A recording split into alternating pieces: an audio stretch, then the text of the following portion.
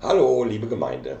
Herzlich willkommen zum Wort am Sonntag, dem 15.10. des Jahres 2017. Wie ihr alle seht, habe ich mich an eine historische Stätte begeben.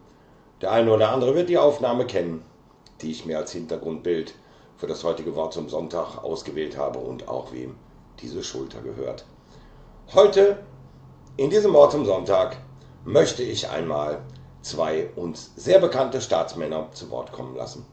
Zum einen den Präsidenten der USA aus dem Jahre 1961, der sein Amt 1953 übernommen hat, also 8 Jahre im Amt war, kein geringerer als der große amerikanische General Dwight D. Eisenhower und sein Nachfolger John Fitzgerald Kennedy.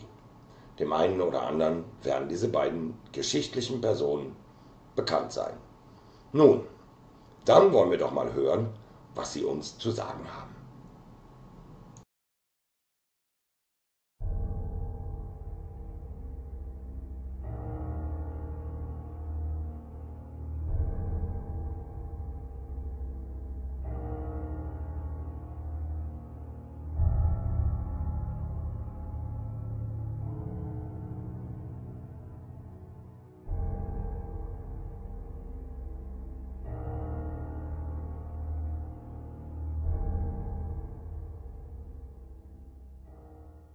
This evening, I come to you with a message of leave-taking and farewell, and to share a few final thoughts with you, my countrymen.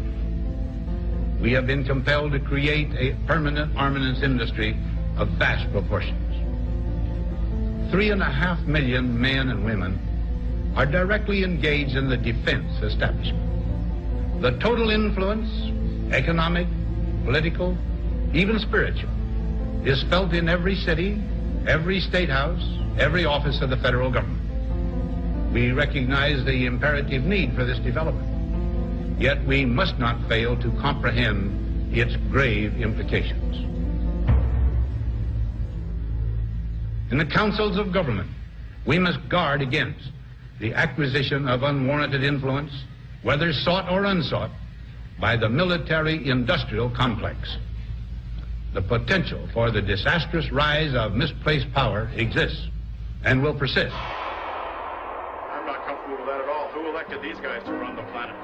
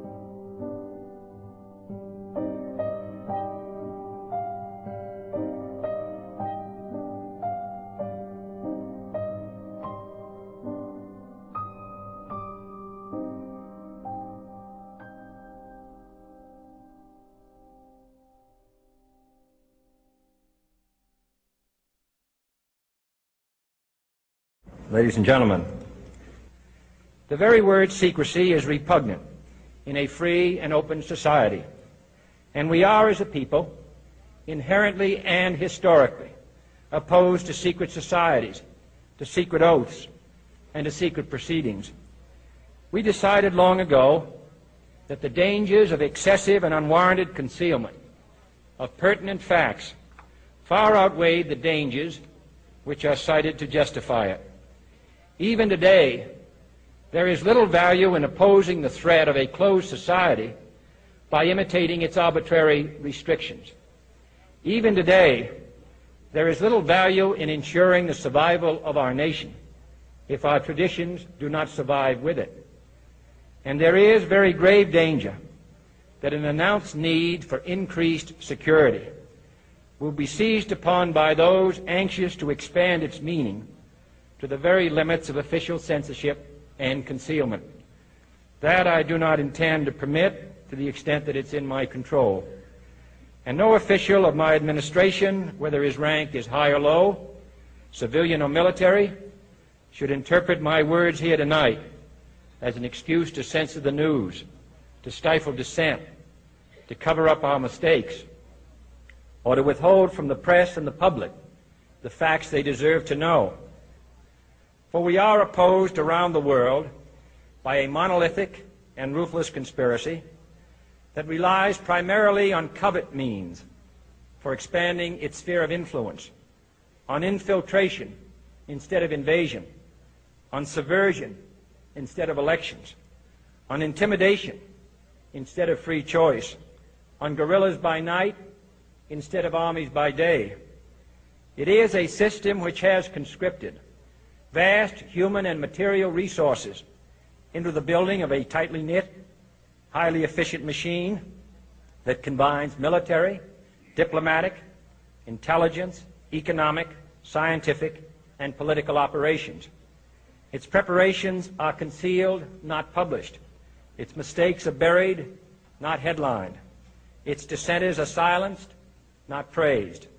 No expenditure is questioned, no rumor is printed, no secret is revealed.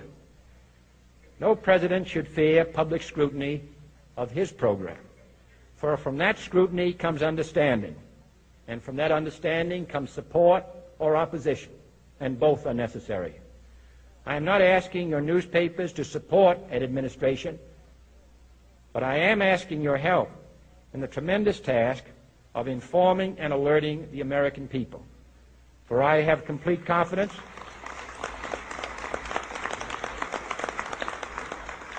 in the response and dedication of our citizens whenever they are fully informed. I not only could not stifle controversy among your readers, I welcome it. This administration intends to be candid about its errors. For as a wise man once said, an error doesn't become a mistake until you refuse to correct it. We intend to accept full responsibility for our errors, and we expect you to point them out when we miss them. Without debate, without criticism, no administration and no country can succeed, and no republic can survive.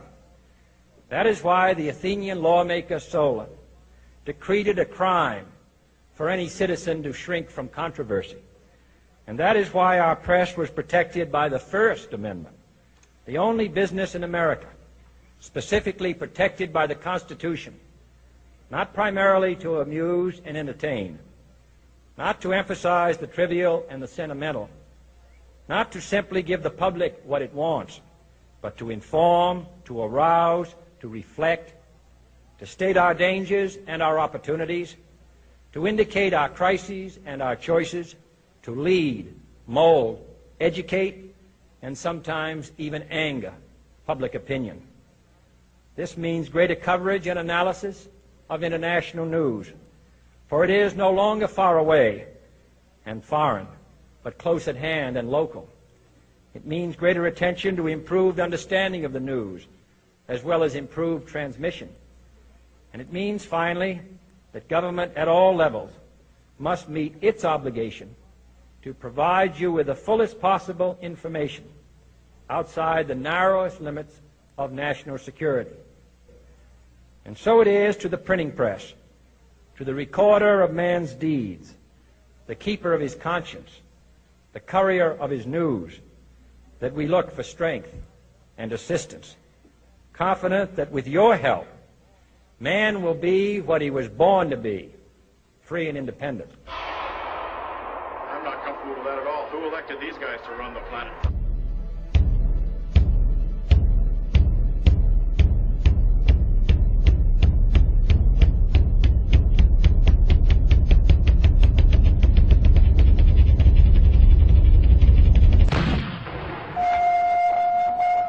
Here is a bulletin from CBS News. In Dallas, Texas, 3 shots were fired at President Kennedy's motorcade in downtown Dallas. The first reports say that President Kennedy has been seriously... Die letzten Bilder haben uns dann gezeigt, wie mit diesem aufrechten Mann verfahren wurde. Und vor allen Dingen, wenn wir die Warnungen dieser beiden großen amerikanischen Präsidenten heute hören, dann müssen wir feststellen, dass alles, wovor sie gewarnt haben, eingetroffen ist. Dass der militärische industrielle Komplex der Vereinigten Staaten wie eine Krake sich über dieses Land und über die ganze Welt ausgedehnt hat, nur einem Zweck dienend, dem Profit und der Gewinnmaximierung. Und dass sich die Medien nicht dem Wunsche John F. Kennedys zugetan gezeigt haben, frei und unabhängig zu berichten, um uns Bürger zu informieren, um uns durch diese Informationen zu mündigen Bürgern zu machen, sondern dass sie sich verschworen haben mit einer kleinen Clique von unfassbar reichen, tradierten Vermögen, um uns, die gesamte Menschheit, zu blenden, zu täuschen, gegeneinander aufzuhetzen, nur zu einem einzigen Zweck: ihrem Profit. Wir hätten besser auf John F. Kennedy und Dwight D. Eisenhower gehört. Dann wäre uns heute vieles erspart geblieben. Gerade hier in Deutschland das sogenannte Netzwerkdurchsetzungsgesetz widerspricht in all seinen Teilen den Idealen, die John F. Kennedy in dieser Rede, die ihm vermutlich das Leben kostete, angemahnt hat. Ich kann euch allen nur raten: informiert euch, wacht auf und fangt an, euch nicht mehr gegenseitig zu bekriegen, sondern euch gegenseitig beizustehen. Egal welcher Religion, welchen Glaubens, welcher Nation, welcher Herkunft auch immer. Wir, die einfachen Menschen dieses gesamten Planeten, sind diejenigen, die die Zeche derer zahlen müssen, die den Hals nicht voll bekommen. Also rufe ich euch alle auf: Seid mit mir und lasst uns ihnen diesen gierigen Hals stopfen, auf dass sie dann daran ersticken mögen. Denkt nach, kommt zu euch. Falls euch das Video gefallen hat, empfehlt es weiter, empfehlt meinen Kanal weiter. Falls es euch nicht gefallen hat, schreibt es in die Kommentare, was euch nicht gefallen hat. Lasst uns den Worten dieses großen amerikanischen Präsidenten, der viel zu jung gestorben ist, folgen, auf dass wir das werden, was wir sein müssen. Ein erwachtes Volk, eine erwachte Menschheit.